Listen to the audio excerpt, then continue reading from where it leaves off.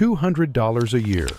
That's what the average backyard gardener pays for fertilizer, compound granular in spring, a liquid feed in summer, a bag of bone meal in August when the tomatoes look sad. You don't notice it because it leaves in 3 receipts, not 1. Over 10 years, $2,000 spent on a system that makes your soil weaker every season. That's not a garden, that's a subscription. Here's what the label doesn't print. Synthetic fertilizer feeds the plant, not the soil. Every bag you pour on is a short loan with a long interest rate. Next year, the plant needs more, because the workforce that used to feed it is dead. You become the workforce. You pay the workforce. Forever. The forest does not buy fertilizer. Outgrows your beds anyway.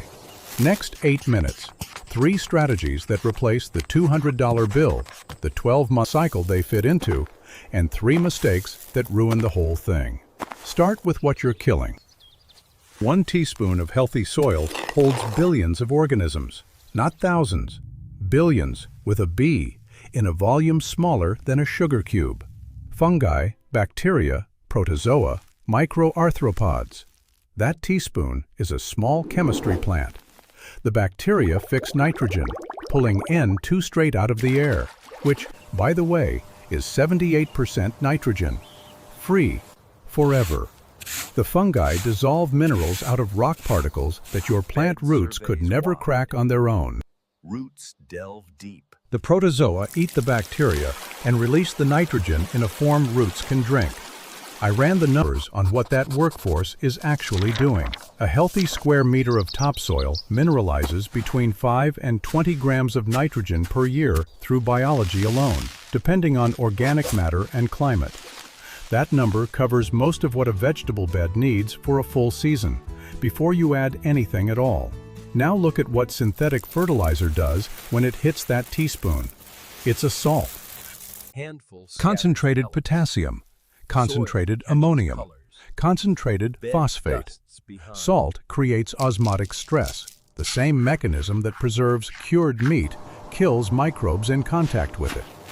Fungal hyphae, the long, thin networks that connect root systems across a bed, retract and die. You don't see it. Soil still looks like soil, but the chemistry plant inside just shut down a shift. So next year, the plant needs the fertilizer. Not because the plant changed,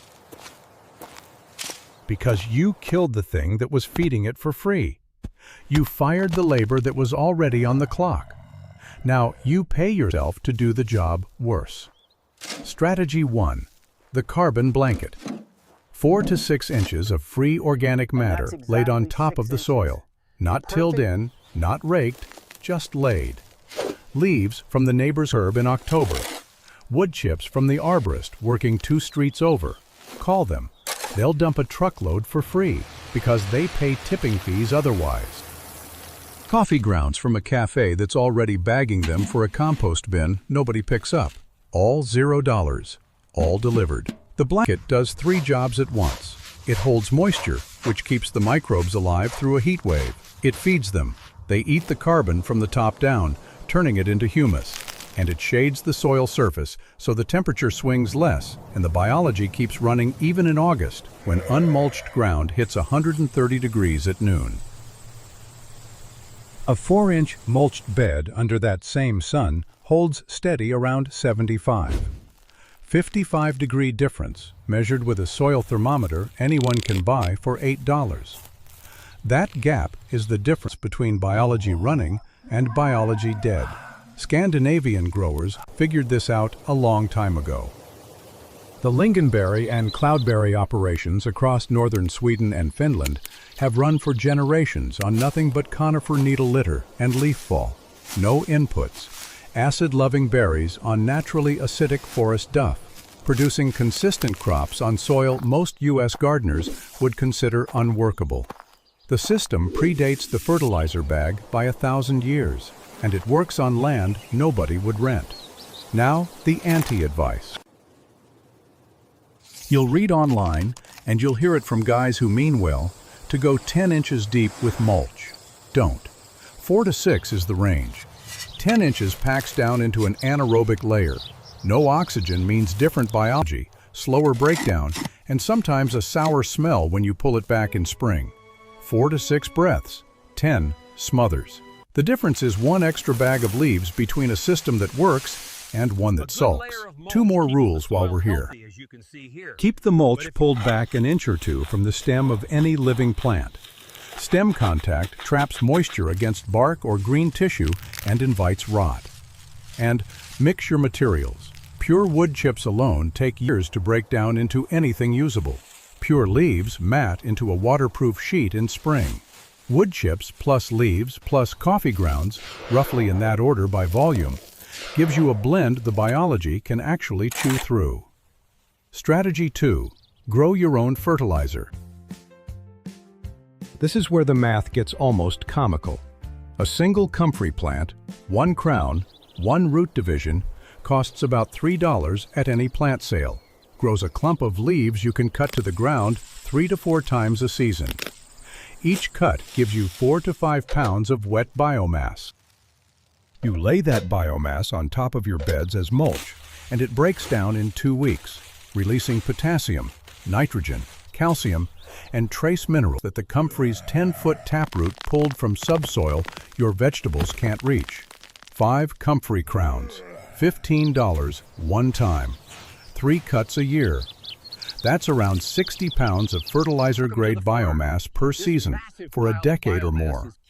You would spend more than that on 1 bag of kelp meal that weighs 5 pounds. The math isn't subtle. Add a second layer. Legumes. White clover as a living mulch between rows. Mow it to 2 inches when it crowds a crop. Let it grow back. Crimson clover, or hairy vetch, as a winter cover. Broadcast in early September before the last hot week. They host rhizobium bacteria in their root nodules, and those bacteria pull nitrogen out of the air and fix it into the soil.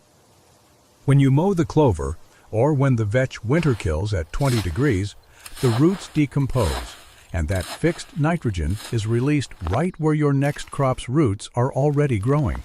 You didn't apply it, you grew it. It didn't come in a bag, it came in a bloom. One observation from 5 seasons in my Zone 6B beds. The rows where I kept clover running between crops needed no side dressing. The rows where I pulled it for neatness needed compost twice. Same seed, same water, same year. The only difference was the living mulch. 2 warnings on Comfrey before we move on. Plant the Bocking 14 cultivar, not wild Comfrey. Bocking 14 is sterile, so it will not seed across your property and turn into a weed you spend 5 years pulling. Second, put Comfrey where it's going to stay. The taproot goes 10 feet down. You will not dig it out. If you change your mind about placement in year 2, you don't have a do-over. Strategy 3. The water trap. Biology without water is just dry dirt. Mulch helps. A swale helps more. A swale is a shallow trench on contour, meaning it runs level across the slope, not up or down it. 8 to 12 inches deep, 12 to 18 inches wide, with the soil you dig out piled on the downhill side in a berm. Plant the berm. The trench catches rain, slows it, lets it soak sideways into the soil for weeks. 1 good rain becomes moisture available through a 10-day dry stretch.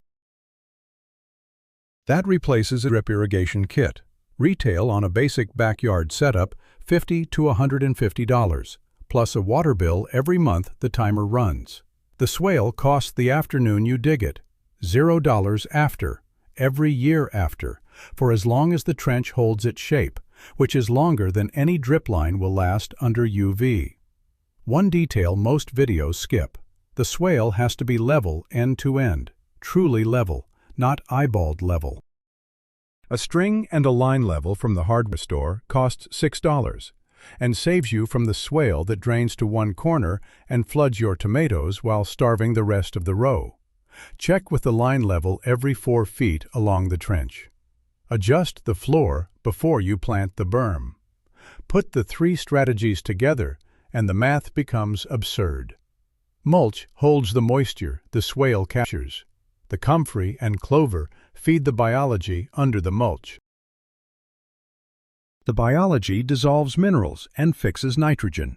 You stopped buying 4 products at once: synthetic fertilizer, bagged amendments, drip irrigation, and the $30 soil test kit you were using to chase imbalances. The system now buffers on its own. That's not saving money. That's subtracting a monthly line item. Let me lay out the real ledger. Year 1 of the conventional setup. Fertilizer, around $200. Amendments, $50. Drip kit, $100.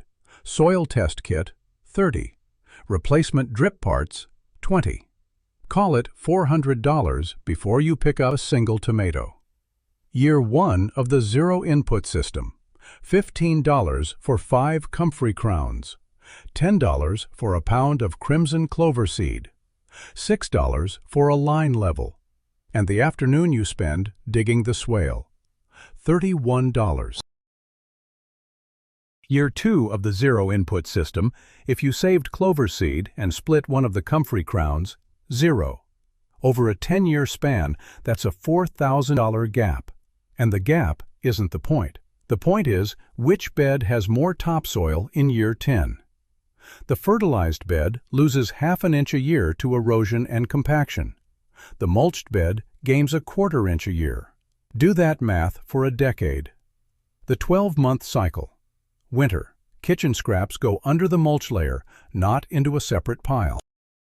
Pull back 6 inches of chips or leaves.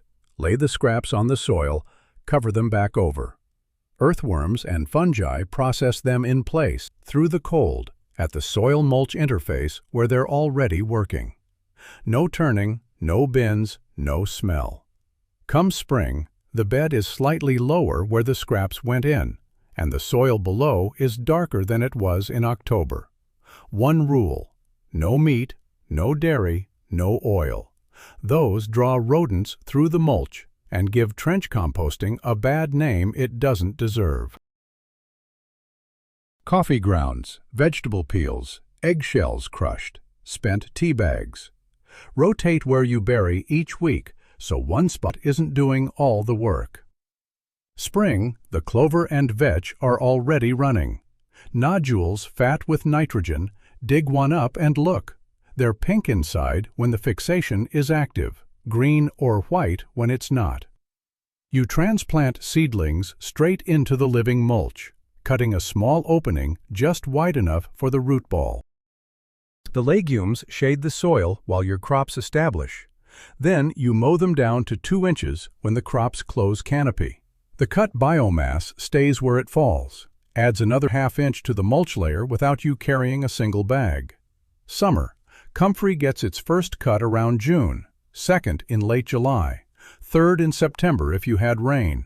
Each cut lands on the beds as mulch. Chop and drop. No hauling, no composting, no delay. The leaves you cut in the morning are feeding the bed by sundown. If you have a heavy feeding crop, tomatoes, squash, brassicas, stuff 1/3 of each comfrey cut into a 5-gallon bucket, top it with water, cover it, and wait 2 weeks. You get a dark liquid feed. Dilute it 1 to 10 with water. Pour around the root zone. That's 1 bucket feeding a 20-foot row through peak fruit set for the cost of 5 minutes and the plants you already grew. Fall, you leave the roots of every harvested plant in the ground. Tomato stalks get cut at the base, not pulled. Those roots, decomposing over winter, feed next year's fungi. On top, you add the year's new carbon layer, bagged leaves from the curb pickup root, another arborist dump, coffee grounds, 4 to 6 inches. Start again. Compare that to the synthetic cycle. Buy in March. Apply in April. Reapply in June. Diagnose a deficiency in July because the first 2 applications leached out after a heavy rain. Buy a micronutrient product. Apply it. Next spring, soil is more compacted, more acidic, and more dependent. Repeat with worse soil than you started. The forest runs 12 months a year without a budget. It does not apply. It does not reapply. It doesn't diagnose deficiencies because the biology cycles the nutrients in a closed loop. Leaf falls, fungi break it down, minerals move to roots, tree grows, leaf falls again. Your bed can run the same loop. It just needs you to stop interrupting it. 3 mistakes that kill the whole system. First, tilling. Every time a rototiller goes through a bed, it shreds the fungal networks, mycelium that took a year or two to weave through the soil. Those networks are what connect one plant's root system to another, moving water and nutrients between them. You till, you reset. Biology has to start over. Year 1 is always the weakest. Till every spring, and year 1 is the only year you ever get.